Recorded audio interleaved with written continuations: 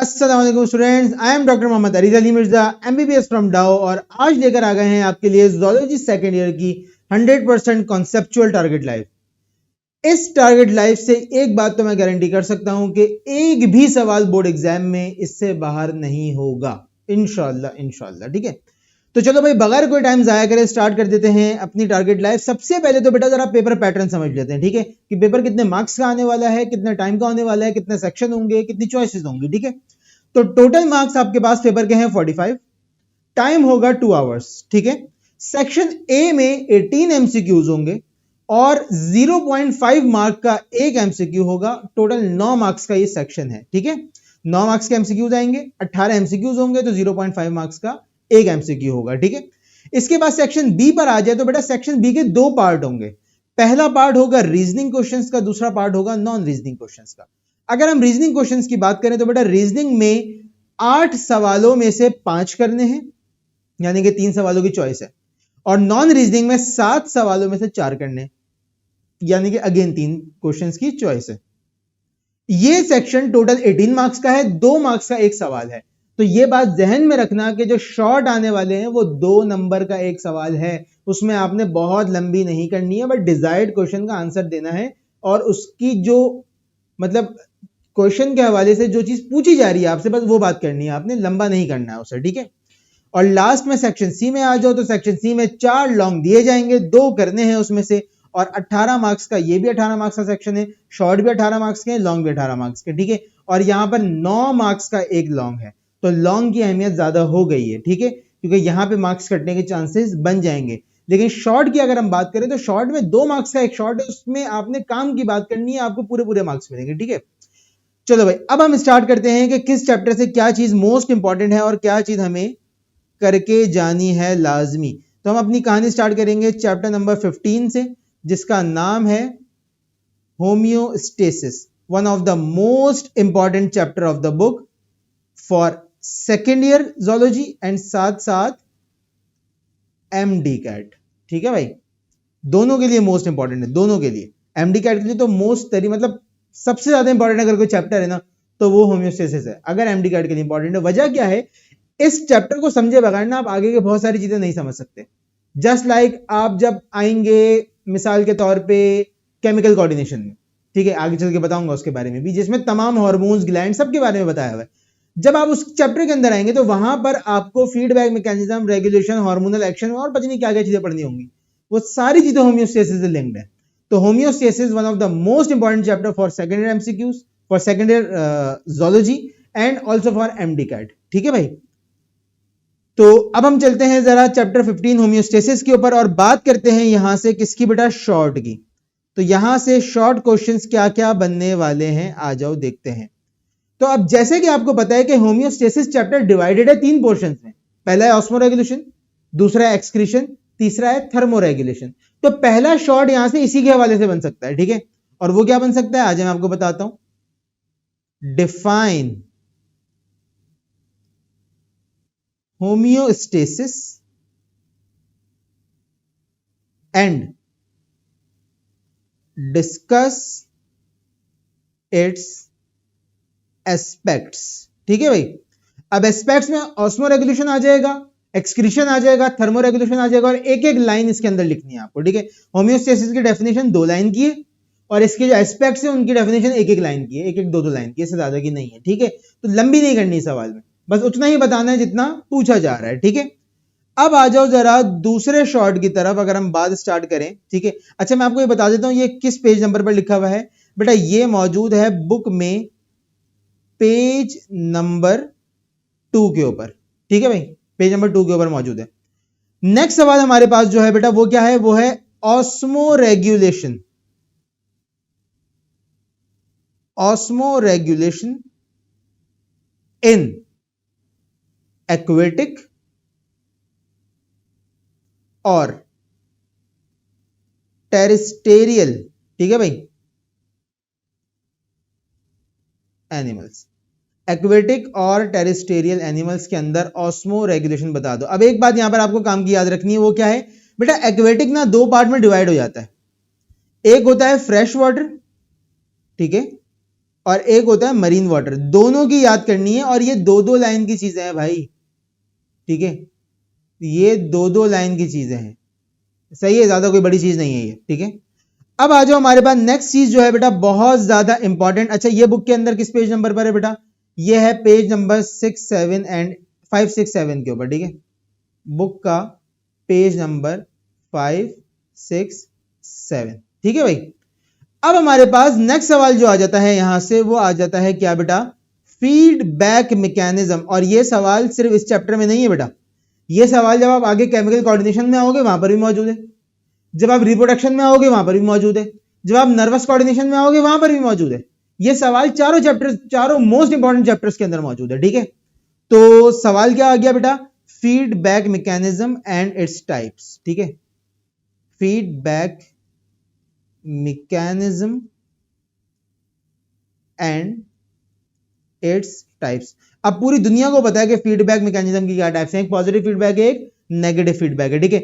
Book के अंदर ये सवाल लिखा हुआ है पेज नंबर 2 के ऊपर, ठीक है, बुक में पेज नंबर 2 के ऊपर ये मौजूद है, सही है भाई।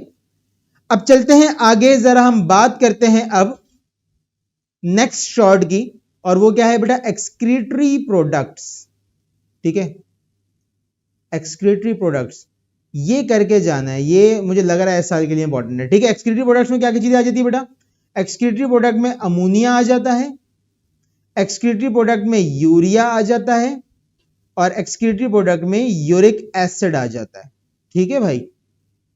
ये आपको लाजमी लाजमी लाजमी करके जाना है, और ये है पेज नंबर 8 पर मौजूद, दो दो लाइन की डेफिनेशन हैं इसकी, दो दो लाइन की डेफिनेशन, क्योंकि बेटा 2 मार्क्स का तो सवाल है, ज्यादा से ज्यादा कितना लिख दोगे, आधा पेज लिख दोगे, इससे ज्यादा थोड़ी लिखना है इसके अंदर, ठीक है।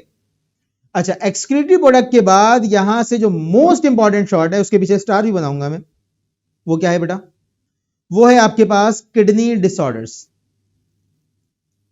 ठीक है, वो क्या है, वो है किडनी डिसऑर्डर्स, ठीक है।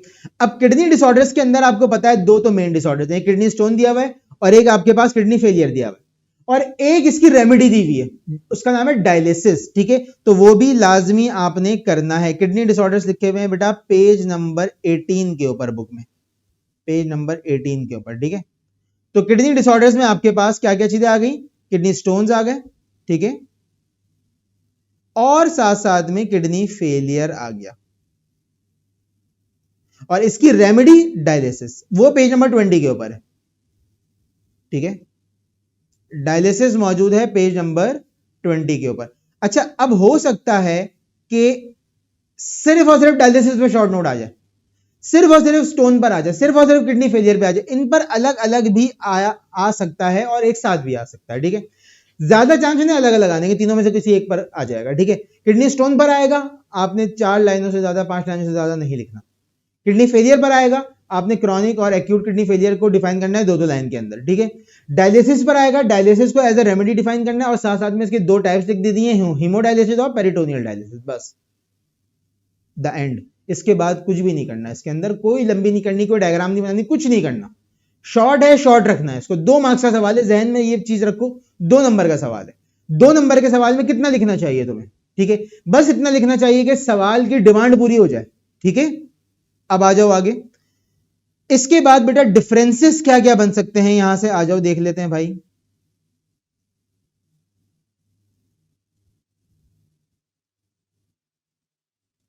डिफरेंसेस जो मोस्ट इंपॉर्टेंट है यहां से, वो कौन कौन से हैं, वो मैं आपको बता देता हूं। अच्छा तो बेटा डिफरेंसेस में हमारे पास सबसे पहला आ गया osmo regulators and osmo conformers, ठीक है। Osmo regulators and osmo conformers, ये है मौजूद बुक में पेज नंबर 5 के ऊपर, ठीक है। बुक में पेज नंबर 5 के ऊपर बना हुआ है, 4 पॉइंट्स याद करने हैं इसमें से, ठीक है। कितने याद करने बेटा, सिर्फ 4। अगर याद नहीं हो रहे उर्दू में ध्यान में रखो, इंग्लिश में जाके खुद लिख देना, ठीक है। लेकिन ऐसी इंग्लिश मत लिखना, बार बार कहता हूं ऐसी इंग्लिश मत लिखना कि एग्जामिनर बोले इसने कोई नई इंग्लिश इजाद कर दी है बच्चे ने, ठीक है। डिक्शनरी में शामिल करो इसके अल्फाज।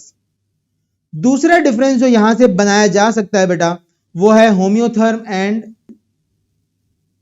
हेट्रोथर्म। ठीक है भाई, ये यहां से बनाया जा सकता है और ये मौजूद है पेज नंबर 25 के ऊपर, पेज नंबर 25 के ऊपर मौजूद है। ठीक है भाई, ये तो हो गए आपके पास मेजर मेजर शॉर्ट सारे। ठीक है, अच्छा एक शॉर्ट यहां से रीजनिंग के अंदर पूछा जा सकता है कि define role of brain in thermoregulation. ठीक है, थर्मोरेगुलेशन में रोल ऑफ ब्रेन बता दें। Role of brain in thermoregulation. ठीक है भाई, थर्मोरेगुलेशन में आप बता दें क्या ब्रेन का रोल, और ये मौजूद है पेज नंबर 26 के ऊपर, बुक के पेज नंबर 26 के ऊपर मौजूद है।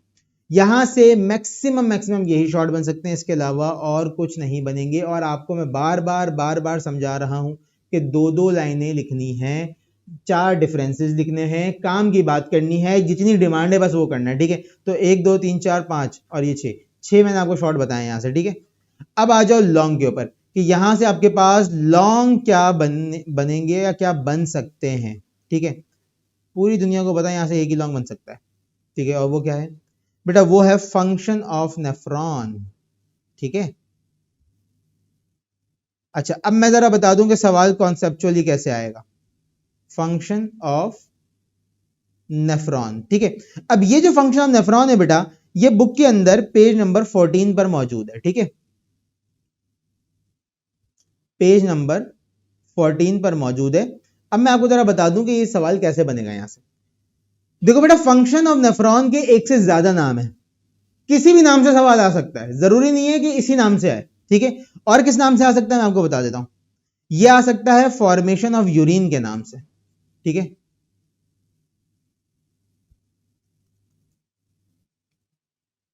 यह आ सकता है फॉर्मेशन ऑफ यूरिन के नाम से, यह आ सकता है फंक्शन ऑफ किडनी के नाम से। ठीक है, फंक्शन ऑफ किडनी के नाम से आ सकता है। ठीक है, या फिर यह आ सकता है रेगुलेटरी मैकेनिज्म ऑफ किडनी के नाम से। ठीक है, तो ये 3 4 नामों से आ सकता है। अगर मिसाल के तौर पे किसी और नाम से आ जाए तो ये मत समझना कि सर ने नहीं बताया था, टारगेट पेपर से बाहर चला गया, ऐसा नहीं है कुछ भी। ठीक है, ये किसी भी नाम से आ सकता है। ठीक है, और इसमें डायग्राम लाजमी है नेफ्रॉन की। ठीक है, नेफ्रॉन की डायग्राम लाजमी है। हो सकता है सिर्फ डायग्राम पूछ ली जाए, हो सकता है सिर्फ डायग्राम पूछ ली जाए। नेफ्रॉन की और किडनी की दोनों की डायग्राम आपने प्रैक्टिस करके जानी है। ठीक है, किडनी की डायग्राम तो बच्चों वाली है। ठीक है, दोनों की डायग्राम आपको प्रैक्टिस लाजमी करके जानी है, लाजमी करके जानी। यहां से बस यही आने वाला है इस चैप्टर से, और इसके अलावा कुछ भी नहीं आएगा। ठीक है भाई, अब हम चलते हैं अपने नेक्स्ट चैप्टर की तरफ, जो कि है चैप्टर नंबर 16 और नाम है सपोर्ट एंड मूवमेंट। ठीक है भाई, सपोर्ट एंड मूवमेंट। अगेन एक मोस्ट इंपॉर्टेंट चैप्टर आपकी बुक का पेपर्स के लिए, और most important chapter MDCAT के लिए। ठीक है, जिस तरीके से इसके कॉन्सेप्ट हम एमडी कैट में समझाते हैं तो हमें तो मतलब बच्चों को तो मजा आता ही है और हमें डबल मजा आ रहा होता है समझाने में। ठीक है, चलो भाई आ जाओ। तो भाई इस चैप्टर से सबसे पहले तो हम जरा बात कर लेते हैं शॉर्ट की, और शॉर्ट में हम अपनी कहानी स्टार्ट करेंगे यहां पर डिफरेंसेस से। ठीक है बेटा, डिफरेंसेस मेजरली इसी चैप्टर से बन रहे होते हैं। ठीक है, तो यहां पे मैं लिखता हूं डिफरेंशिएट। अब डिफरेंशिएट किस किस चीज के दरमियान में आएगा मैं आपको बता देता हूं। देखो बेटा, डिफरेंशिएट आएगा यहां पर सबसे पहले तो बोन एंड कार्टिलेज के दरमियान। ठीक है, बोन एंड कार्टिलेज के दरमियान डिफरेंस आएगा, और ये मौजूद है पेज नंबर 34 पे बुक के अंदर। ठीक है, बुक के अंदर पेज नंबर 34 पे मौजूद है। ठीक है, इसके बाद अगला डिफरेंस जो यहां से बन सकता है बेटा, वो बन सकता है smooth cardiac and skeletal muscles. ठीक है भाई, ये डिफरेंस यहां से पूछा जा सकता है, जो कि मौजूद है बुक के पेज नंबर 48 पर, ठीक है, जो कि मौजूद है बुक के पेज नंबर 48 पर। अच्छा, अब अगर कॉन्सेप्चुअली पूछ लिया जाए तो यह सवाल दूसरे अल्फाजों में किस तरीके से पूछा जा सकता है? बेटा यह सवाल दूसरे अल्फाजों में इस तरीके से पूछा जा सकता है कि आपसे पूछ लिया जाए differentiate between striated and non striated muscles. अब आपको एक बात पता है, जिस बच्चे ने मतलब थोड़ी बहुत भी पढ़ाई करी है तो उसको एक बात पता होगी कि स्मूथ मसल नॉन स्ट्राइएटेड होते हैं और cardiac and skeletal muscle striated muscles होते हैं। तो बेसिकली ये स्मूथ मसल्स का डिफरेंशिएट है कार्डियक और स्केलेटल से। बात वही हो रही है, बस अल्फाज बदल दिए मैंने, ठीक है, बात वही हो रही है पूरी, ठीक है, अल्फाज चेंज होगा यहां पर। अच्छा, और तीसरा डिफरेंशिएशन यहां पर जो बेटा आ सकता है वो आ सकता है किसके दरमियान बेटा? टेटनी और टेटनस, ठीक है, differentiate between tetani and tetanus. सही है भाई, differentiate between tetani and tetanus, और ये मौजूद है बुक के पेज नंबर 56 पर, ठीक है, बुक के पेज नंबर 56 पर। सही। अब एक बात यहां पर काम की सुन लो, मिसाल के तौर पे तुम स्मूथ कार्डियक स्केलेटल मसल याद कर रहे हो, तुमने एक डिफरेंस इसके अंदर याद करा, स्मूथ मसल्स या स्केलेटल मसल्स की बात कर लेते हैं, चले, स्केलेटल मसल्स में undergo fatigue, skeletal muscle fatigue हो सकते हैं क्योंकि हार्ड वर्किंग करते हैं ना, ठीक है, एक्सटेंसिव वर्किंग के लिए इस्तेमाल होते हैं, स्केलेटन को मूव करवाने के लिए इस्तेमाल होते हैं, तो आपको पता है फटीग हो सकता है उनमें। तो यहीं से एक सवाल बन सकता है, क्या? वो मसल फटीग का सवाल, ठीक है। अब ये डिफरेंसेस यही है बस, ठीक है। अब मैं इसके नीचे शॉर्ट बता रहा हूं, शॉर्ट नोट, ठीक है, वो कौन सा है? शॉर्ट नोट किसके ऊपर आ सकता है? मसल फटीग के ऊपर, सही है। अब ये मसल फटीग का सवाल किस तरीके से कॉन्सेप्चुअली पूछा जा सकता है वो मैं आपको बता देता हूं। मिसाल के तौर पे पूछ लिया गया कि भाई एक स्पोर्ट्समैन था, वो भाग रहा था, रनिंग का काम था उसके, और कुछ टाइम बाद उसके मसल्स में जो है वो ट्विचेस और क्रैम्प्स आने लग गया, बता दे क्यों, क्या रीजन है इस बात का? वाई स्पोर्ट्समैन फेसेस क्रैम्प्स, या फिर इस तरीके का कोई भी सवाल जो स्पोर्ट्स से जोड़ दिया जाए, एक्सटेंसिव एक्सरसाइज से जोड़ दिया जाए, उसका ताल्लुक अल्टीमेटली आगे किससे जुड़ जाएगा? मसल फटीग से जुड़ जाएगा, ठीक है। और ये मौजूद है पेज नंबर 55 पे, ठीक है, मौजूद है पेज नंबर 55 पे। और दूसरे, अच्छा, तीसरा चौथा नाम क्या हो सकता है? Right short note on muscle cramp, ये भी हो सकता है, सीधा सीधा सवाल, ठीक है, मसल क्रैम्प भी हो सकता है। आपको पता है कि क्रैम्प जो है वो एक्सटेंसिव एक्सरसाइज के बाद इलेक्ट्रोलाइट इंबैलेंस की वजह से होता है, जबकि टेटनी भी एक मस्कुलर डिसऑर्डर है जो कि होता है due to imbalance of calcium ion, जबकि फटीग या फिर क्रैम्प होता है ड्यू टू इलेक्ट्रोलाइट इंबैलेंस, ठीक है भाई। अच्छा, ये होगा यहां से 2-3 शॉर्ट, और यहां से शॉर्ट क्या आ सकता है? मोस्ट इंपॉर्टेंट शॉर्ट यहां से बेटा क्या है? वो है जॉइंट्स, ठीक है भाई, जॉइंट्स यहां से पूछे जा सकते हैं, इवन के जॉइंट्स की डायग्राम पूछी जा सकती है यहां से, ठीक है। तो जॉइंट्स में क्या क्या आ सकता है? जॉइंट्स एंड इट्स टाइप्स, ठीक है, इसकी टाइप्स पूछी जा सकती हैं। अब वो आपकी बुक में लिखी हुई है, फाइब्रस ज्वाइंट, ठीक है, इसके अलावा जो है वो आपके पास कनेक्टिव ज्वाइंट, और इसके अलावा जो है वो आपके पास और भी जो जो टाइप्स लिखी हुई हैं आपके पास, ठीक है। और अगर आप साइनोवियल में आ जाएं तो साइनोवियल में आपके पास, आपको पता है 5 टाइप्स होती हैं, ball and socket, hinge, pivot, sliding, gliding, ठीक है। तो और नॉर्मली अगर आप देखें मूवेबल ज्वाइंट होते हैं, पार्शियली मूवेबल ज्वाइंट्स होते हैं, कार्टिलेजिनस ज्वाइंट्स होते हैं, फाइब्रस ज्वाइंट होते हैं, ठीक है, ये सारे आपके पास क्या है? ज्वाइंट्स के टाइप्स हैं, ठीक है। तो ज्वाइंट्स की टाइप्स पूछी जा सकती है, ठीक है, जो कि लिखी हुई है कहां पर बेटा? पेज नंबर, जो कि लिखी हुई है पेज नंबर 38 के ऊपर, सही है। अच्छा, जॉइंट्स की टाइप्स के बाद, जॉइंट्स की टाइप्स के बाद एक डायग्राम यहां से आ सकती है बेटा, कौन सी है वो? डायग्राम है बॉल एंड सॉकेट जॉइंट की,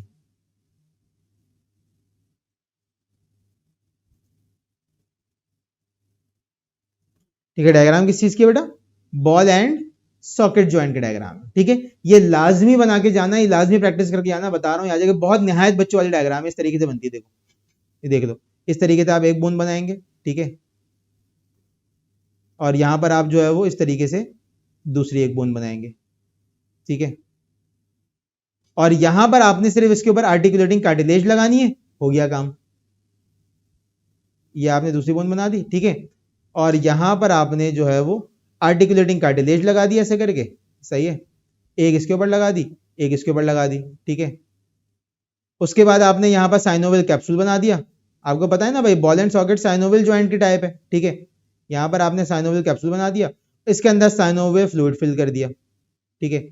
इसको आपने कलर कर दिया, ठीक है, जिससे हमें क्या पता लग गया कि भाई ये है साइनोवियल फ्लूइड, सही है। इंतहाई बच्चों वाली डायग्राम है, ठीक है। यहाँ तो मैं जल्दी जल्दी बना रहा हूँ तो इस तरीके से बन रही है, ठीक है, लेकिन ये और सफाई के साथ बनाई जा सकती है। देखो जाके एमडी कैट का एक लेक्चर अपलोड हुआ है मेरे चैनल पे, सपोर्ट एंड मूवमेंट का, अगर टाइम मिले तो वो देख लेना, उसमें बहुत डिटेल से मैंने बहुत सारी चीजें कराई हुई, ठीक है। और आखिर में आपने यहाँ पर बना दिया लेगामेंट, ठीक है। यहाँ पे बना दिया क्या आपने, लेगामेंट, ये लेगामेंट बन गया। ये बन गया भाई आपके पास क्या, बॉल एंड सॉकेट ज्वाइंट, ठीक है। तो ये मजीद भी बेहतर बनाया जा सकता है, क्योंकि मैं लंबी नहीं करना चाह रहा, इस वजह से मैंने इसको ऐसा बनाया। लेकिन जो बच्चे जानते हैं, जो मुझसे पढ़ते हैं, उनको अंदाजा है कि डायग्राम के क्या लेवल होते हैं और क्या मामला होते हैं, ठीक है। तो ये तो हो गया हमारे पास क्या बेटा, बॉल एंड सॉकेट ज्वाइंट, ठीक है। अब आ जाओ बॉल एंड सॉकेट ज्वाइंट के बाद ज्वाइंट डिसऑर्डर्स या ज्वाइंट डिफेक्ट्स भी यहां से पूछा जा सकता है, जो ज्वाइंट इंजरी के नाम से मौजूद है बुक के अंदर, ठीक है। ज्वाइंट की इंजरीज के बारे में पूछा जा सकता है, ठीक है। और ये इंजरीज कहां मौजूद है बुक में, बेटा देखो ये स्प्रेन लिखा हुआ होगा, ठीक है, वो मौजूद है पेज नंबर 45 पे, ठीक है, पेज नंबर 45 पे। तो 45 पे जो ज्वाइंट इंजरीज हैं वो लाजमी करना है, स्प्रेन लाजमी करना है, ठीक है। स्प्रेन लाजमी करके जाना है, स्प्रेन के ऊपर आ सकता है शॉर्ट नोट, तो उसमें से जो है वो आपने स्प्रेन लाजमी करना है, ठीक है। ये इसके ऊपर शॉर्ट नोट पूछा जा सकता है, ठीक है। और लास्ट सवाल हमारे पास यहां से क्या आ सकता है, वो है स्केलेटल डिसऑर्डर्स। दो लाइन की डेफिनेशंस लिखनी है इसके अंदर, ठीक है। देखो मैं तुम्हें एक सिंपल सी बात बता देता हूं, तुम्हारी जिंदगी आसान हो जाएगी। डिसऑर्डर जब भी पढ़ो ना, उसके अंदर 3-4 चीजें याद कर लो बस, उसके बाद कुछ भी याद करने की जरूरत नहीं है, ठीक है। 3-4 चीजें कौन सी याद करनी है, जब भी डिसऑर्डर पढ़ो, सबसे पहले तो किस ऑर्गन का है और किस सिस्टम का है, ठीक है। किस ऑर्गन का है, किस सिस्टम का है। नंबर 2, कॉजेटिव एजेंट क्या है, हो क्यों रहा है, कौन करवा रहा है, ठीक है। नंबर 3, पैथोजेनेसिस क्या है। पैथोजेनेसिस का मतलब है कि खराबी किस तरीके से प्रोड्यूस हो रही है। मिसाल के तौर पे नमूनिया एक डिसऑर्डर है, कहां का डिसऑर्डर है, लंग्स का डिसऑर्डर है। करवाने वाला कौन है, बैक्टीरिया, ठीक है, स्ट्रेप्टोकोकस नमूना है, ठीक है।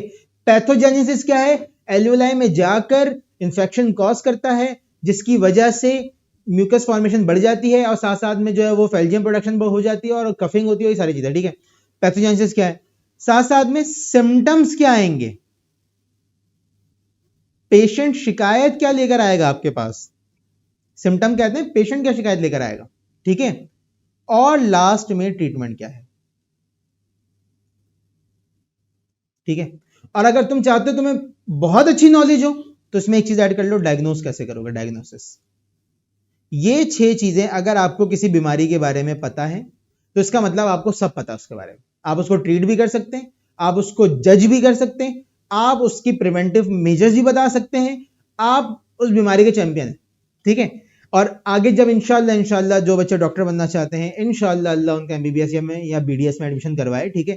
तो बेटा आगे जब तुम आओगे ना एमबीबीएस बीडीएस में, तो तुम एक 1000 बीमारियां पढ़ोगे, तुम्हें क्या लगता है तुम्हें सारी याद हो जाएंगी? नहीं भाई, सारी नहीं याद होंगी, लेकिन अगर इस तरीके से पढ़ोगे तो सारी याद हो जाएंगी। क्या बीमारी की सिस्टम की थी, कॉजेटिव एजेंट कौन था, कौन करवा रहा था, ठीक है। पैथोजेनेसिस क्या था, किस तरीके से बीमारी कॉज कर रहा है, क्या खराबी प्रोड्यूस कर रहा है, सिम्टम क्या, पेशेंट क्या शिकायत लेकर आएगा मेरे पास, डायग्नोज कैसे करूंगा, तशखीस कौन सा टेस्ट करवाऊंगा, क्या ऐसी चीज करूंगा कि जिससे बीमारी का पता लग जाएगा, हाँ ये बीमारी कंफर्म हो जाएगा, और लास्ट में ट्रीटमेंट क्या दूंगा मैं उसको। ये 6 चीजें आपको किसी भी डिसऑर्डर या फिर डिजीज के बारे में पढ़नी होती हैं, ठीक है। तो यहां पर आपके पास स्केलेटल डिसऑर्डर्स में 4 हैं बेसिकली, ठीक है। मोस्ट इंपॉर्टेंट जो है वो है आर्थराइटिस, ठीक है, आर्थराइटिस और डिस्लिप, यह है मोस्ट इंपॉर्टेंट, ठीक है। लेकिन आपने शियाटिका और स्पॉन्डाइलोसिस छोड़ के नहीं जाना, शियाटिका एंड स्पॉन्डाइलोसिस। आपने छोड़ के नहीं जाना। अब आपने करना क्या है, ये जो 6 चीजें मैंने बताई हुई है ना, इनकी बीमारी मतलब आर्थराइटिस के बारे में ये 6 पॉइंट्स बना लो, डिस्लिप के बारे में ये 6 पॉइंट्स बना लो, शियाटिका के बारे में ये 6 पॉइंट्स बना लो, स्पॉन्डाइलोसिस के बारे में 6 पॉइंट्स बना लो। जब तुम डिजीज लिखने बैठोगे, डिसऑर्डर लिखने बैठोगे, तो तुम्हें पता होगा मुझे ये 6 पॉइंट लिखने और ये 6 पॉइंट मैं याद कर चुका हूं, तो तुम्हें पैराग्राफ याद करने की जरूरत ही नहीं है और बहुत अच्छे तरीके से तुम्हारा एक शॉर्ट नोट बन जाएगा। हाँ, जरूरी नहीं है तुम अलग से हेडिंग डालो, पॉजिटिव एजेंट या पैथोजेनेसिस, अलग से हेडिंग डालने की जरूरत नहीं है, लिखो तुम पैराग्राफ की शक्ल में, लेकिन पॉइंट्स तुम्हें ये 6 याद होने चाहिए हर डिजीज के बारे में। यही तुम्हारे बचने का तरीका और यही बेहतर तरीका है पढ़ने का और समझने का। ठीक है, तो भाई यहां से हमारे पास यही शॉर्ट है, इसके अलावा और कोई शॉर्ट नहीं है। अब आ जाते हैं लॉन्ग की तरफ। तो लॉन्ग जो यहां से मोस्ट इंपॉर्टेंट है वो क्या है, वो है हमारे पास सबसे पहला सबसे मोस्ट इंपॉर्टेंट लॉन्ग, और वो है ultra structure of skeletal muscle. Ultra structure of skeletal muscle. ठीक है, अच्छा अब ये सवाल 2-3 और नामों से आ सकता है। ठीक है, ये सवाल आ सकता है स्लाइडिंग फिलामेंट थ्योरी के नाम से, स्लाइडिंग फिलामेंट थ्योरी के नाम से, या ये सवाल आ सकता है क्रॉस ब्रिज फॉर्मेशन के नाम से। ठीक है, इन नामों से यह सवाल पूछा जा सकता है। अल्ट्रा स्ट्रक्चर के हवाले से अगर पूछा जाए तो आपने उसमें स्ट्रक्चर के ऊपर ज्यादा फोकस रखना है, स्ट्रक्चर वाली डायग्राम बनानी है। अगर स्लाइडिंग फिलामेंट थ्योरी पूछी जाए, क्रॉस ब्रिज फॉर्मेशन पूछा जाए, तो आपने उसमें मैकेनिज्म के ऊपर ज्यादा फोकस रखना है। ठीक है, यह है मैकेनिज्म, याद रखना बात, ये क्या है मैकेनिज्म, और ये क्या है स्ट्रक्चर। थोड़ा थोड़ा सा फर्क है दोनों में, है सेम चीजें। ठीक है, इसके अलावा वैसे तो एक लॉन्ग और है जो कि आज तक हिस्ट्री में आया नहीं है, लेकिन बस मुझे फीलिंग आ रही है कि आ सकता है। ठीक है, इस वजह से मैं आपको बता रहा हूं, और फीलिंग क्यों आ रही है मुझे नहीं पता, लेकिन आ रही है तो कर लेना उसको। ठीक है, और वो है बेटा फ्रैक्चर्स एंड इट्स टाइप्स। ठीक है, fracture and it's stages of healing.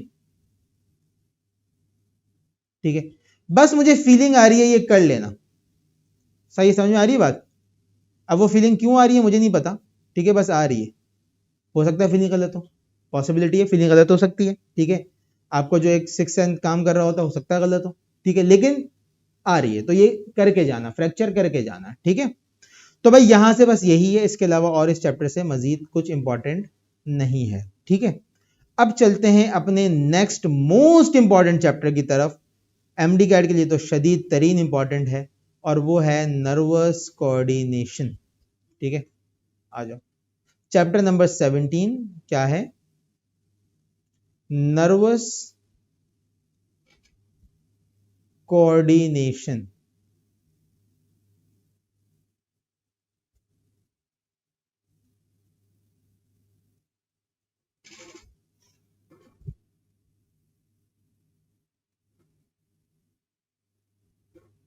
चलो भाई, तो हमारे पास चैप्टर नर्वस कोऑर्डिनेशन में बेटा सबसे पहले तो चैप्टर का नाम ही समझ लो। ठीक है, नर्वस कोऑर्डिनेशन। तो नर्वस कोऑर्डिनेशन के अंदर जो आपके पास शॉर्ट बनेंगे, ठीक है, तो पहला शॉर्ट तो उसके नाम के ऊपर ही बन जाएगा। ठीक है, अब नाम के ऊपर शॉर्ट कैसे बनेगा, जरा इस बात को समझिएगा। देखो बेटा, नर्वस कोऑर्डिनेशन का शॉर्ट बनेगा आपके पास steps involved in nervous coordination. ठीक है, क्या बनेगा, steps involved in nervous coordination. ठीक है, 4 लाइन का जवाब है इसका। ठीक है, और ये पेज नंबर 61 पे लिखा हुआ है बुक के अंदर। सही है, बुक के अंदर लिखा हुआ है पेज नंबर 61 के ऊपर। सही है, देखो बेटा, अगर हम बात करें शॉर्ट और लॉन्ग के हवाले से, तो ये बुक का एक बहुत अहम चैप्टर है और बहुत बड़ा चैप्टर है, एमडीकैट के हवाले से बहुत ज़्यादा इंपॉर्टेंस है इसकी। तो इसके अंदर से जो जो चीज़ें बता रहा हूँ लाजमी करके जानी है, क्योंकि ये आ सकती हैं सारी। ठीक है, बहुत इंपॉर्टेंट है, मोस्ट इंपॉर्टेंट चीज है यहाँ से, ठीक है। आ जाओ भाई, नेक्स्ट अगर हम बात कर ले सवाल, तो भाई जो मोस्ट इंपॉर्टेंट सवाल है वो है रिसेप्टर्स, ठीक है, रिसेप्टर्स। अब रिसेप्टर्स दूसरे लफ्जों में कैसे पूछा जा सकता है? डिफाइन रिसेप्टर्स या फिर define function of receptors as electrical transducer, ठीक है, इलेक्ट्रिकल ट्रांसड्यूसर के नाम से भी आ सकता है, ठीक है, इलेक्ट्रिकल ट्रांसड्यूसर के नाम से भी आ सकता है, ठीक है। अच्छा जी, ये भी पेज नंबर 61 पे मौजूद है, ठीक है। दोनों ही सवाल अब खुद सोच लो, एक दो सवाल बताए, दोनों एक ही पेज पे मौजूद है, तो कितने ही बड़े होंगे, वो छोटे छोटे सवाल हैं, ठीक है। अच्छा, नेक्स्ट शॉर्ट जो यहां से बेटा इंपॉर्टेंट है वो है न्यूरॉन, ठीक है, न्यूरॉन। अब न्यूरॉन के अंदर दो चीजें करनी है बेटा, एक तो न्यूरॉन की टाइप्स, ठीक है, दूसरा इसका स्ट्रक्चर, न्यूरॉन की टाइप्स और स्ट्रक्चर। स्ट्रक्चर में डायग्राम आ गई और साथ साथ में एक्सॉन और डेंड्राइट्स और सेल बॉडी, वो सारी चीजें आ गई, ठीक है। तो अगर हम टाइप्स की बात कर ले तो टाइप्स जो मौजूद है बेटा वो है पेज नंबर 63 के ऊपर, ठीक है, बुक के अंदर पेज नंबर 63 के ऊपर, और जो स्ट्रक्चर मौजूद है वो है पेज नंबर 65 के ऊपर, ठीक है, यह है पेज नंबर 65 के ऊपर। तो ये हो गया हमारे पास शॉर्ट एक और। अच्छा जी, एक और एक छोटा सा शॉर्ट हमारे पास क्या है बेटा, वो है रिफ्लेक्स एक्शन, ठीक है, एंड रिफ्लेक्स आर्क। ये सारी चीजें जो मैं आपको बता रहा हूं ये दो दो तीन तीन लाइन से ज्यादा की नहीं है, ठीक है। Reflex action and reflex arc, देखो रिफ्लेक्स एक्शन में आपको रिफ्लेक्स एक्शन की डेफिनेशन बतानी है, और रिफ्लेक्स आर्क में आपको बताना है कि पहले स्टिमुलस आया, वो जो है वो सेंसरी न्यूरॉन से स्पाइनल कॉर्ड तक गया, वहां से घुमा, यानी पूरा पाथ डिफाइन करना है उसका, ठीक है। इन दोनों में ये फर्क है। अच्छा, ये दोनों ही मौजूद हैं बेटा पेज नंबर बुक के। नेक्स्ट जो आपके पास एक शॉर्ट बन सकता है, छोटा सा शॉर्ट है, वो है रिफ्रैक्टरी पीरियड, ठीक है, refractory period. Basically refractory period जब आप लॉन्ग याद करेंगे ना नर्व इंपल्स का, वहीं पर ही रिफ्रैक्टरी पीरियड आपको याद हो जाएगा, ठीक है। अगर अलग से पूछ लिया जाए तो आपको ये करना है, ठीक है। रिफ्रैक्टरी पीरियड बेटा मौजूद है पेज नंबर 72 पे, ठीक है, पेज नंबर 72 पे। और साथ साथ में इसके अलावा जो चीज यहां से मजीद बन सकती है वो है न्यूरोट्रांसमीटर्स, ठीक है, दो दो लाइन के डेफिनेशन है ये, ठीक है, न्यूरोट्रांसमीटर्स। अब न्यूरोट्रांसमीटर्स की दो टाइप्स होती है बेटा, आपको पता है, एक एक्साइटेटरी एक इनहिबिटरी, ठीक है, ये पूछा जा सकता है, और ये मौजूद है पेज नंबर 75 के ऊपर, ठीक है। ये एक और शॉर्ट हो गया यहां से। अच्छा, मजीद यहां से शॉर्ट जो बन सकते हैं बेटा वो है इफेक्ट ऑफ ड्रग्स, ठीक है, इफेक्ट ऑफ ड्रग्स, जिसके अंदर नारकोटिक्स आ गई, निकोटीन आ गई, ये तमाम चीजें आ गई, ठीक है। लेकिन इसके साथ एक चीज और आ सकती है, उसका नाम है ड्रग टॉलरेंस, ठीक है, वो याद रखना बात। ड्रग टॉलरेंस के ऊपर शॉर्ट नोट। तो ड्रग टॉलरेंस जो है हमारे पास वो कहां पे लिखा हुआ है बेटा, ड्रग टॉलरेंस लिखा हुआ है पेज नंबर 90 के ऊपर, ठीक है, छोटा सा पैराग्राफ है, वो कर लेना, तो पेज 90 पर मौजूद है ये, ठीक है भाई। अच्छा, लास्ट चीज यहां से जो इंपॉर्टेंट है बेटा वो है नर्वस डिसऑर्डर्स, और एक एक डिसऑर्डर बताऊंगा बस, ठीक है। नर्वस डिसऑर्डर्स, ठीक है। अब नर्वस डिसऑर्डर्स में हमारे पास क्या क्या चीजें बनेंगी, यहां से जरा समझना बात को। देखो, एक बनेगा हमारे पास वस्कुलर डिसऑर्डर, ठीक है। वस्कुलर डिसऑर्डर में हमारे पास जो मोस्ट इंपॉर्टेंट है बेटा वो है स्ट्रोक। वस्कुलर डिसऑर्डर में मोस्ट इंपॉर्टेंट कौन सा है? स्ट्रोक, ठीक है। या चलो इसको ऐसे कर लेते हैं, वस्कुलर डिसऑर्डर में मोस्ट इंपॉर्टेंट है स्ट्रोक, और स्ट्रोक मौजूद है पेज नंबर 91 के ऊपर, सही है भाई, पेज नंबर, बल्कि 90 के ऊपर है, 90 के ऊपर, पेज नंबर 90 के ऊपर है, ठीक है। पेज नंबर 90 के ऊपर हमारे पास कौन है? स्ट्रोक है, सही है। इसके बाद हमारे पास आ जाते हैं कौन से डिसऑर्डर्स बेटा? इन्फेक्शियस डिसऑर्डर्स, ठीक है, इन्फेक्शियस डिसऑर्डर्स। ये डिसऑर्डर्स इसके अंदर जो सबसे मेन है बेटा उसका नाम है मेनिंजाइटिस, ठीक है, मेनिंजाइटिस। यह मौजूद है पेज नंबर 91 के ऊपर। और डिसऑर्डर्स के बारे में मैं आपको पहले ही बता चुका हूं कि आपको क्या याद करना है, किस तरीके से याद करना है, 6 पॉइंट याद करने हैं, ठीक है उसके। अच्छा जी, इंफेक्शियस डिसऑर्डर के बाद हमारे पास जो मेन आ गया वो आ गया स्ट्रक्चरल डिसऑर्डर, ठीक है। और अगर हम स्ट्रक्चरल डिसऑर्डर की बात करते हैं तो स्ट्रक्चरल डिसऑर्डर में हमारे पास आ जाता है ट्यूमर, ठीक है, जो कि है पेज नंबर 92 पर। मैं पेज नंबर साथ साथ इसलिए बता रहा हूं ताकि तुम बुक खोल के उसके ऊपर टिक कर लो और फिर उसको उसी तरीके से याद करो। डिजीज तो मैं आपको पहले, डिसऑर्डर से पहले ही बता चुका हूं कि किस तरीके से आपको याद करने हैं, ठीक है। इसके बाद एक फंक्शनल डिसऑर्डर है, वो है हेडेक, ठीक है। एक फंक्शनल डिसऑर्डर है, वो है हेडेक। इनके अंदर आपको सिर्फ 6 लाइनें याद करनी है बस, ठीक है,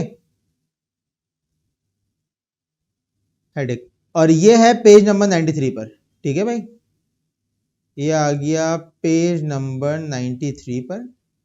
और फिर आ गए हमारे पास डीजेनरेटिव डिसऑर्डर्स। अभी मैं तुम्हें इसमें से मजीद इंपॉर्टेंट बता दूंगा कि सबसे ज्यादा कौन सा है, ठीक है। डीजेनरेटिव डिसऑर्डर, ठीक है।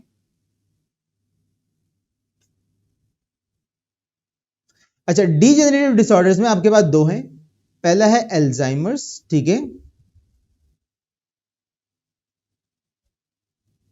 और दूसरा है पार्किंसंस, ठीक है भाई। तो यहां पर जो सबसे मेन मोस्ट इंपॉर्टेंट है ना बेटा, वो है एक वस्कुलर, ठीक है, और एक है डीजेनरेटिव, ठीक है। ये दो हमारे पास मेन डिसऑर्डर्स हैं, इनको लाजमी आपने जो है वो करके जाना है, इनको छोड़ना नहीं है, ठीक है। बाकी ऑप्शनल है, आप कर सकते हैं, सही है। अभी से अल्जाइमर्स है, ये पेज नंबर 94 पर है और ये 95 पर है, ठीक है। लेकिन ये वाले दो मेन है, ये बहुत मेन है, ये मेजर्स आपके पास जो है वो आएंगे इंशाल्लाह, ठीक है।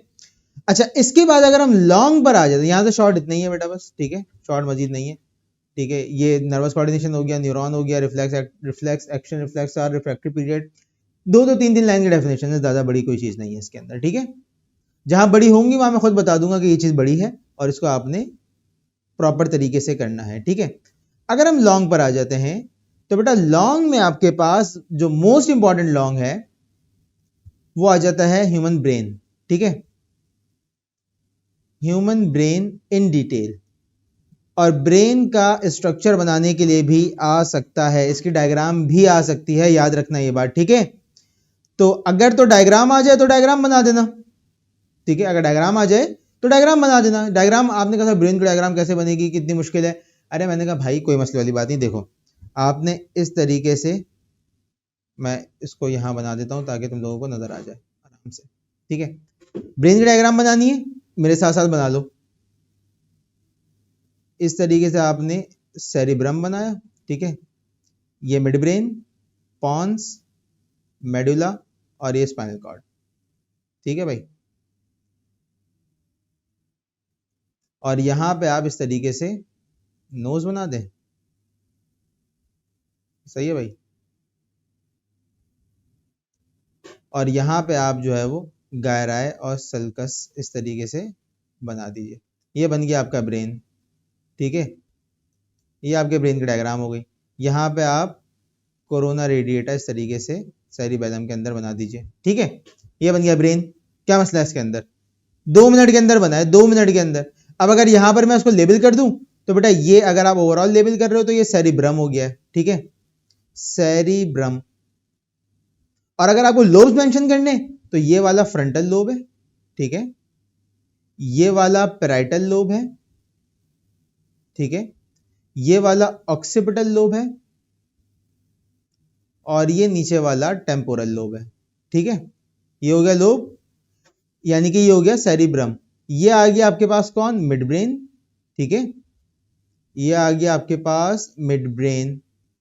उसके बाद ये आ गया आपके पास पॉन्स,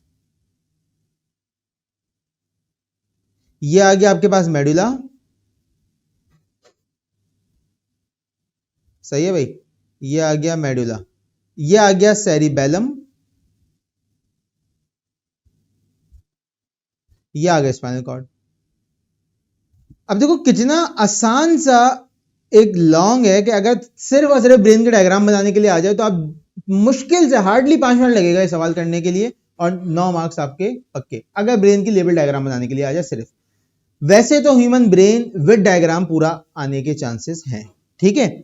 और जो दूसरा यहां से मोस्ट इंपॉर्टेंट लॉन्ग है बेटा, वो कौन सा है? वो है नर्व इंपल्स, ठीक है। कौन सा है वो? नर्व इंपल्स, ठीक है। नर्व इंपल्स जो है वो बुक के अंदर पेज नंबर 66 के ऊपर लिखा हुआ है, पेज नंबर 66 पे लिखा हुआ है। और जो ह्यूमन ब्रेन है वो पेज नंबर 79 पर है, ठीक है। बुक में पेज नंबर 79 पर है, ठीक है। तो अब ये जो नर्व इंपल्स है बेटा, इसके अंदर आपको क्या क्या करना है, जरा इस बात को समझ लीजिए। आपको करना है रेस्टिंग मेम्ब्रेन पोटेंशियल आरएमपी, आपको करना है एपी, आपको करना है प्रोपेगेशन, प्रोपेगेशन, और आपको करना है साइनैप्स। अब जाके ये नर्व इंपल्स का लॉन्ग कंप्लीट होगा। ये 4 हेडिंग्स अगर नहीं है तो नर्व इंपल्स का लॉन्ग कंप्लीट नहीं है, ये बात याद रखनी है आपने, ठीक है। चलो, अब यहां पर आपका हो जाता है चैप्टर नंबर 17 कंप्लीट और हम जाएंगे चैप्टर नंबर 18 की तरफ, जिसका नाम है केमिकल कोऑर्डिनेशन। एक लॉन्ग और 2 शॉर्ट बनने के चांसेस हैं यहां से, ठीक है। Chemical coordination. अल्हम्दुलिल्लाह अल्हम्दुलिल्लाह आज का जो हमारा बॉटनी का टारगेट पेपर और यूट्यूब लाइव थी, अल्लाह का लाख लाख एहसान है, 100% हिट हुआ है, 100%, ठीक है। आप जाके देख सकते हैं, कंपैरिजन जो है वो चलाया जा चुका है, ठीक है। आप टारगेट पेपर्स तो खैर हम बच्चों को 1-1.5 महीना पहले से दे चुके हैं, ठीक है। तो जितने भी बच्चे आज ही तमाम सब्जेक्ट्स का टारगेट पेपर लेना चाहते हैं, अगर वो चाहते हैं कि भाई आज ही सारे मिल जाएं, तो वो इस नंबर पर आके मुझे व्हाट्सअप कर लें, ठीक है। इंशाल्लाह उनको तमाम चीज़ें दे दी जाएंगी आज ही, ठीक है। मैं उनको बता दूंगा किस तरीके से रजिस्ट्रेशन करवानी है, तरीकेकार भेज दूंगा, रजिस्ट्रेशन करवा लीजिएगा। बॉटनी का टारगेट पेपर जो 1-1.5 महीने पहले दिया जा चुका था, वो अल्हम्दुलिल्लाह अल्हम्दुलिल्लाह अच्छा खासा है, मतलब ऑलमोस्ट पूरा 100% हिट हुआ है, पूरा A to Z हिट हुआ है उसके अंदर से, ठीक है। तो लाजमी लाजमी जो बच्चे चाह रहे हैं कि जोलॉजी का टारगेट पेपर मिल जाए, जो बच्चे चाह रहे हैं केमिस्ट्री का, फिजिक्स का, तमाम चीजें मिल जाए, आज ही मिल जाए। फिजिक्स की न्यूमेरिकल वर्कशॉप मिल जाए, केमिस्ट्री की न्यूमेरिकल वर्कशॉप मिल जाए, केमिस्ट्री की इक्वेजन वर्कशॉप मिल जाए, नोमेनक्लेचर वर्कशॉप मिल जाए, ईच एंड एवरीथिंग उनको आज ही दे दी जाएगी। वो इस नंबर पर आगे व्हाट्सअप कर लेंगे, ठीक है। अच्छा जी, तो बेटा केमिकल कोऑर्डिनेशन में अगर हम आ जाएं और हम बात करें यहां से शॉर्ट क्वेश्चंस की, तो हमारे पास जो शॉर्ट क्वेश्चंस यहां से बनेंगे बेटा, वो स्टार्ट होंगे। सबसे पहला सबसे इंपॉर्टेंट, हाइपोथैलेमस, ठीक है, रिलीजिंग एंड इनहिबिटिंग हार्मोन्स, ठीक है, releasing and inhibiting hormones of hypothalamus, ठीक है बेटा। अब इसका एक चार्ट बना हुआ है बुक के अंदर ना, बहुत छोटा सा, समझ लो एक लाइन, आधी लाइन का चार्ट, आधी आधी लाइन लिखी हुई है उसके अंदर, ठीक है। वो है पेज नंबर 108 के ऊपर, ठीक है, पेज नंबर 108 के ऊपर मौजूद है, ठीक है। इसके बाद हमारे पास नेक्स्ट सवाल जो है, और वो ये है कि why secretions of adrenal medulla is known as emergency hormones, ठीक है। Why secretion of adrenal medulla is termed as emergency hormones, ठीक है भाई। इनको emergency hormones क्यों कहा जाता है, और ये मौजूद है पेज नंबर 115 के ऊपर, ठीक है, पेज नंबर 115 के ऊपर मौजूद है, ठीक है भाई। इसके बाद यहां से जो मजीद शॉर्ट बन सकता है बेटा, वो पेनक्रियास के ऊपर है शॉर्ट नोट, ठीक है, शॉर्ट नोट ऑन पेनक्रियास। ठीक है भाई, पेनक्रियास के ऊपर शॉर्ट नोट बनाया जा सकता है। अच्छा, अब पेनक्रियास के अंदर क्या, देखो बेटा पेनक्रियास के अंदर दो तीन चीजें हैं। ठीक है, पहली चीज तो पेनक्रियास के अंदर है कि हाउ इंसुलिन रेगुलेट, ठीक है, how insulin regulate blood sugar levels. ठीक है भाई, इंसुलिन ब्लड शुगर लेवल्स किस तरीके से रेगुलेट करती है। और दूसरा जो यहां पर है बेटा वो है diabetes mellitus type 1 and type 2। सही है, ये तीनों चीजें अलग अलग भी पूछी जा सकती हैं भाई, लेकिन हैं ये इंटरलिंक्ड, मिक्स्ड है, ये अलग अलग भी पूछी जा सकती हैं। सही है, अब चलो आगे। अच्छा, अब ये डायबिटीज मेलाइटिस जो है बेटा ये है पेज नंबर 114 के ऊपर। ठीक है, और इंसुलिन वाला जो है वो है पेज नंबर 112 के ऊपर। ठीक है भाई, चलो अब आगे चलते हैं। देखो बेटा शॉर्ट यहां से यही है। ठीक है, इससे ज्यादा और शॉर्ट बनने की एक्सपेक्टेशन यहां से नहीं है। ठीक है, अब आ जाओ लॉन्ग की तरफ। लॉन्ग यहां से क्या बनाया जा सकता है, तो देखो बेटा लॉन्ग यहां से जो चीज जो जो आ सकता है, जो मोस्ट एक्सपेक्टेड लॉन्ग है यहां से, वो है पिट्यूटरी ग्लैंड। ठीक है भाई, पिट्यूटरी ग्लैंड। और पिट्यूटरी ग्लैंड के दो पार्ट्स होते हैं, आपको पता है, एक को हम कहते हैं पोस्टीरियर पिट्यूटरी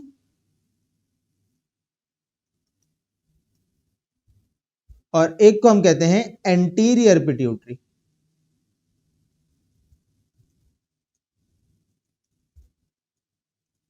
सही है भाई, पोस्टीरियर पिट्यूटरी जो है वो कहलाता है न्यूरोहाइपोफिसिस। ठीक है, इस नाम से भी आ सकता है ये, न्यूरोहाइपोफिसिस। और जो एंटीरियर पिट्यूटरी है बेटा ये कहलाता है एडिनोहाइपोफिसिस। इन नामों से भी ये पूछा जा सकता है। ठीक है भाई, तो इसके ऊपर लॉन्ग आ सकता है। और ये कहां मौजूद है, ये है पेज नंबर 108 के ऊपर, बुक में पेज नंबर 108 के ऊपर मौजूद है। और दूसरा लॉन्ग जो यहां से बनाया जा सकता है बेटा वो है थायराइड ग्लैंड का। ठीक है, वो है किसका, थायराइड ग्लैंड का। ठीक है भाई, इस चैप्टर से बस यही बनेगा, इसके अलावा यहां से और एज सच कुछ मजीद ज्यादा नहीं बन सकता। ठीक है भाई, चलो अब हम चलते हैं अपने नेक्स्ट चैप्टर की तरफ, जिसका नाम है चैप्टर नंबर 19 एनिमल बिहेवियर। बहुत लेस इंपॉर्टेंट चैप्टर है, कुछ बहुत ज्यादा चीजें यहां से नहीं बनाई जाती हैं, लेकिन स्टिल हमें देखना है कि यहां से क्या बनेगा। एक शॉर्ट तो बनेगा ही बनेगा यहां से। ठीक है, एनिमल बिहेवियर। चलें भाई, आ जाए। देखो बेटा इस चैप्टर से जो है ना वो बनेंगे शॉर्ट ही। ठीक है, शॉर्ट बन सकते हैं। और शॉर्ट कौन सा बन सकता है, मोस्ट इंपॉर्टेंट शॉर्ट जो है बेटा यहां से वो है डिफरेंशिएट। ठीक है, डिफरेंशिएट बिटवीन innate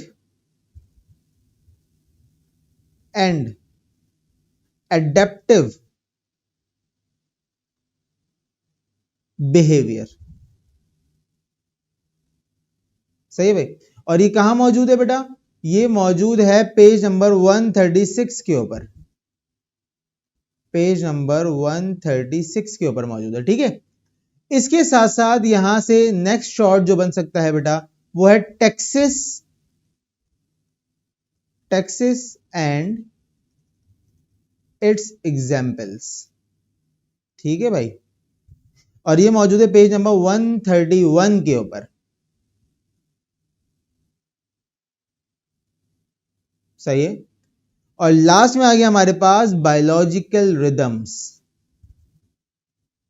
ये भी इंपॉर्टेंट है, बायोलॉजिकल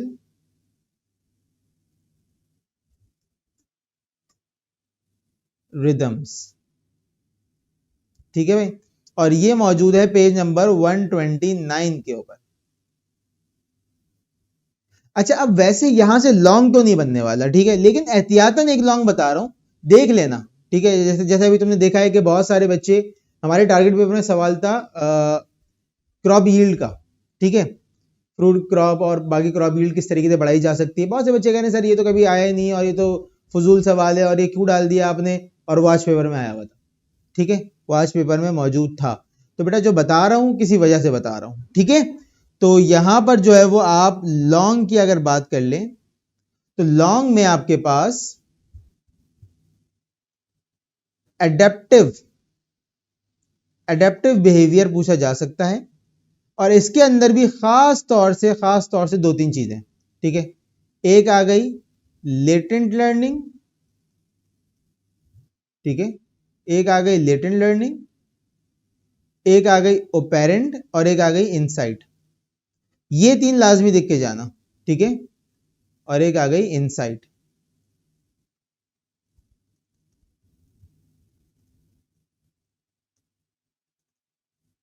ठीक है भाई, ये तो होगा यहां से आपके सीधे सीधे से लॉन्ग।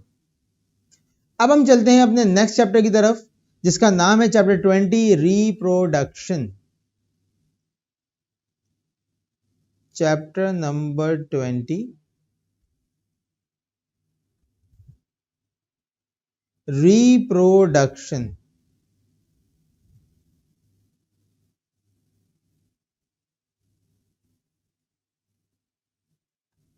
अच्छा जी, अब अगर हम रिप्रोडक्शन में आ जाएं बेटा, तो यहां से जो शॉर्ट बन सकते हैं आपके पास वो कौन से हैं? तो भाई रिप्रोडक्शन के अंदर हमारे पास जो सबसे पहला और सबसे इंपॉर्टेंट शॉर्ट आ गया है वो आ गया है क्या? स्पर्मेटोजेनेसिस और oogenesis, ठीक है, स्पर्मेटोजेनेसिस और oogenesis, ठीक है भाई। और ये मौजूद है स्पर्मेटोजेनेसिस एट पेज नंबर 153, ठीक है, और ये मौजूद है एट 159, ठीक है बेटा। अच्छा, इसके बाद हमारे पास जो काम की चीज है वो क्या है? Causes of male and female infertility. Causes of male and female infertility लाजमी कर लेना, ये मोस्ट इंपॉर्टेंट चीज है भाई, ठीक है। इसके बाद हमारे पास आ गया डिफरेंस बिटवीन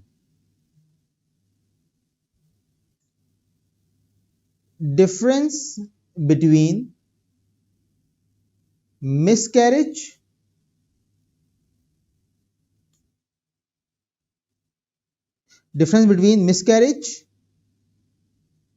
एंड एबॉर्शन, ठीक है। मिसकैरेज और एबॉर्शन के दरमियान डिफरेंस लाजमी करके जाना है, ठीक है। इसके बाद शॉर्ट नोट ऑन गोनोरिया और सिफिलिस, ठीक है भाई, शॉर्ट नोट ऑन गोनोरिया और सिफिलिस, ठीक है, ये आपने लाजमी करने हैं शॉर्ट यहां से। अब आ जाओ लॉन्ग की तरफ, अगर हम बात करें तो बेटा लॉन्ग जो यहां से इंपॉर्टेंट तरीन है वो कौन से हैं भाई? वो है आपके पास दो लॉन्ग है, एक डायग्राम वाला लॉन्ग है और एक विदाउट डायग्राम वाला लॉन्ग है, ठीक है। पहला लॉन्ग जो यहां से मोस्ट इंपॉर्टेंट है बेटा वो है male and female reproductive system, ठीक है भाई, इसकी डायग्राम पूछी जा सकती है। तो male and female reproductive system में जो मेजर चीज इंपॉर्टेंट है बेटा वो क्या है? डायग्राम इसकी, सही है भाई, इसकी डायग्राम मेन इंपॉर्टेंट चीज है यहां से, ठीक है। और इसके बाद हमारे पास आ जाता है क्या? मेंस्ट्रुअल साइकिल, ठीक है भाई। मेंस्ट्रुअल साइकिल का लॉन्ग यहां से बन सकता है with complete phases and hormonal regulation, ठीक है। तो ये लाजमी याद करके जाना है, समझ में आ रही है बात? चलो भाई, अब हम चलते हैं अपने नेक्स्ट चैप्टर की तरफ, नाम है ग्रोथ एंड डेवलपमेंट या डेवलपमेंट एंड एजिंग, ठीक है। Chapter number 21 development and ageing. तो यहां से जो शॉर्ट बन सकते हैं बेटा वो कौन से हैं, जरा समझिएगा बात को। तो जो शॉर्ट यहां से आ सकते हैं हमारे पास, उसमें सबसे पहला है एंटिडीज, न्यूरल ट्यूब डिफेक्ट्स। ठीक है, न्यूरल ट्यूब डिफेक्ट्स। अब आधी से ज्यादा आवाम को तो ये बुक में मिलेगा ही नहीं। ठीक है, ये मौजूद है बेटा पेज नंबर 192 के ऊपर। ठीक है, पेज नंबर 192 के ऊपर। इसके बाद मोस्ट इंपॉर्टेंट शॉर्ट कौन सा है? Short note on ageing. ठीक है भाई, शॉर्ट नोट ऑन एजिंग, और ये मौजूद है पेज नंबर 195 के ऊपर, पेज नंबर 195 के ऊपर। इसके बाद हमारे पास जो अगला शॉर्ट है वो क्या है? Define cleavage and its types. ठीक है, क्लीवेज एंड इट्स टाइप्स, और ये है ऑन पेज नंबर 180। सही है भाई। इसके बाद हमारे पास जो नेक्स्ट शॉर्ट है बेटा वो है इवेंट ऑफ न्यू रिलेशन। ठीक है, 3-4 शॉर्ट ही है, यहां से ज्यादा नहीं है। Event of new relation. ठीक है, ये लॉन्ग में भी आ सकता है, ये सवाल लॉन्ग का पार्ट बन के भी आ सकता है। ठीक है, और ये भी पेज नंबर 180 पर ही मौजूद है। ठीक है, 180 से शुरू हो रहा है। सही है, और लास्ट में हमारे पास जो मोस्ट इंपॉर्टेंट एक डिफरेंस है वो क्या है? डिफरेंस बिटवीन मोनोजाइगोटिक और या बल्कि एंड डायजाइगोटिक ट्विंस। ठीक है भाई, तो बेटा यहां पर आपके पास बॉटनी सेकेंड ईयर का, जोलॉजी सेकेंड ईयर का ओवरऑल पूरा पेपर कंप्लीट हो गया है। ठीक है, इससे बाहर इंशाल्लाह इंशाल्लाह इंशाल्लाह इंशाल्लाह एक भी चीज नहीं जाएगी बोर्ड एग्जाम में। तो लाजमी लाजमी ये तमाम चीजें करके जाना, और लाजमी लाजमी एक चीज ये करना कि डायग्राम्स की प्रैक्टिस जरूर करना। ठीक है भाई, मिलते हैं आपसे नेक्स्ट लाइव में बेटा। जब तक के ख्याल रखिएगा अपना। Best of luck for your exams. Allah Hafiz.